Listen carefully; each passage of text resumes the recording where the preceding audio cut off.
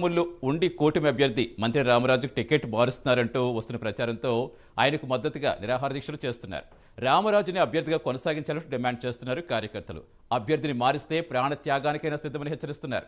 Telugu Desam party జాతీయ అధ్యక్షులు చంద్రబాబు నాయుడు ఇచ్చిన మాట నిలబెట్టుకోవాలని వారు డిమాండ్ చేస్తున్నారు.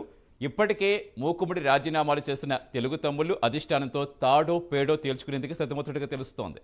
మరి కార్యకర్త నిర్ణయమే తన నిర్ణయం అంటున్నారు రామరాజు కూడా. మరి ఏం జరుగుతుందో చూడాలి. అసలు ఉండి 2 రోజులుగా తలెత్తిన ఉధృత పరిస్థితులపై పూర్తి సమాచారం ఇచ్చేందుకు ఆల్రెడీ రాంబాబు సిద్ధంగా ఉన్నారు. రాంబాబు, అసలు ఏం జరుగుతోంది? అధిష్టానం నుంచి ఏమైనా క్లారిటీ వచ్చిందా? ఏం చెప్తున్నారు టీడీపీ నేతలు అక్కడ? Thank you Satish. ఉండి రాజకీయం పశ్చిమ గోదావరి జిల్లా రాజకీయాల్లో రచ్చరాజు చేసినట్టుగా తెలుస్తుంది.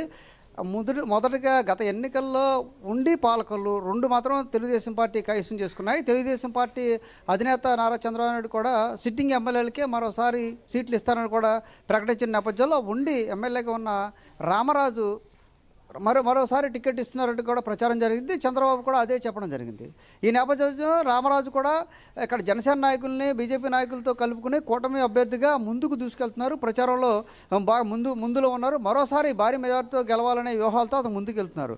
అయితే నరసాపురం పార్లమెంటు టికెట్ కోసం చూసిన ఏదో రఘురామకృష్ణరాజు నరసాపురం పార్లమెంటు సీటు దక్కకపోవడంతో ఎలాగైనా సరే చట్టసభలో ప్రవేశిస్తానని కూడా పేర్కొనటం, అదే బీజేపీలో చేరటం, బీజేపీ సీటు ఎంపీ సీటు ఇవ్వకపోవడంతో ఆ తెలుగుదేశం పార్టీ అధినేతను చంద్రబాబు నాయుడిని ఆయన సంప్రదించడం, చంద్రబాబు నాయుడుతో ఎక్కడో చోట అకామిడేట్ చేయాలని కోరటం.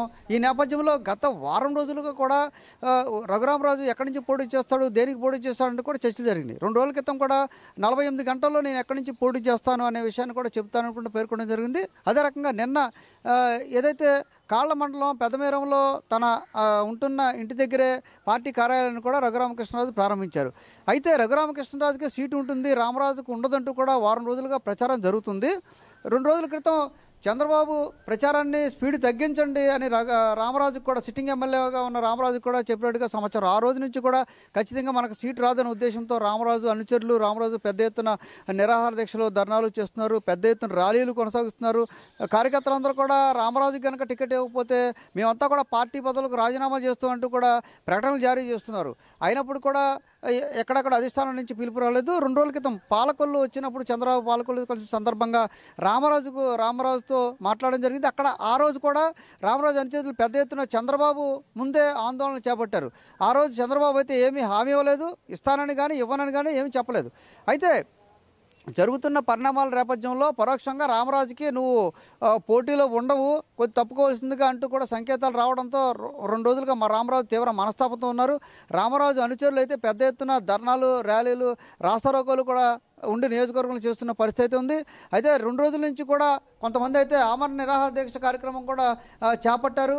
ఈరోజు కొద్దిసేపటి క్రితం మధ్యాహ్నం తోట సీతారామలక్ష్మి ఎవరైతే పశ్చిమ గోదావరి జిల్లా తెలుగుదేశం పార్టీ అధ్యక్షులు ఉన్నారో, భీమవరంలో ఉంటారో, తోట సీతారామలక్ష్మి ఇంటికి రామరాజు పార్టీ కార్యాలయం నుంచి పెద్ద ఎత్తున రామరాజు అనుచరులందరూ కూడా అక్కడికి వెళ్ళటం, అక్కడికి వెళ్ళి రామలక్ష్మి తోట సీతారామలక్ష్మి ఇంటిని చుట్టుముట్టడం కూడా జరిగింది.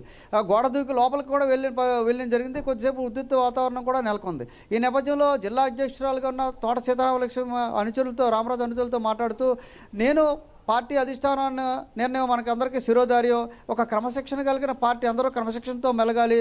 అందువల్ల ఇప్పటివరకైతే నాకు సమాచారం లేదు టికెట్ మారుస్తున్నట్టుగా. కాకపోతే ఇక్కడ జరుగుతున్న ఏదైతే నిరసనలు అన్నీ కూడా నేను పార్టీ అధినేత దృష్టికి తప్పకుండా తీసుకెళ్తాను, ఉండి నియోజకవర్గానికి అయితే న్యాయం జరుగుతుందని ఆవిడ హామీ ఇవ్వడంతో అక్కడ ఉద్రిక్త పరిస్థితుల్లో అయితే తగ్గింది. మొత్తం మీద పశ్చిమ గోదావరి జిల్లాలో ఉండి రాజకీయం మాత్రం రసవత్తరంగా సాగుతుంది. ఇంకా రఘురామకృష్ణరాజుకి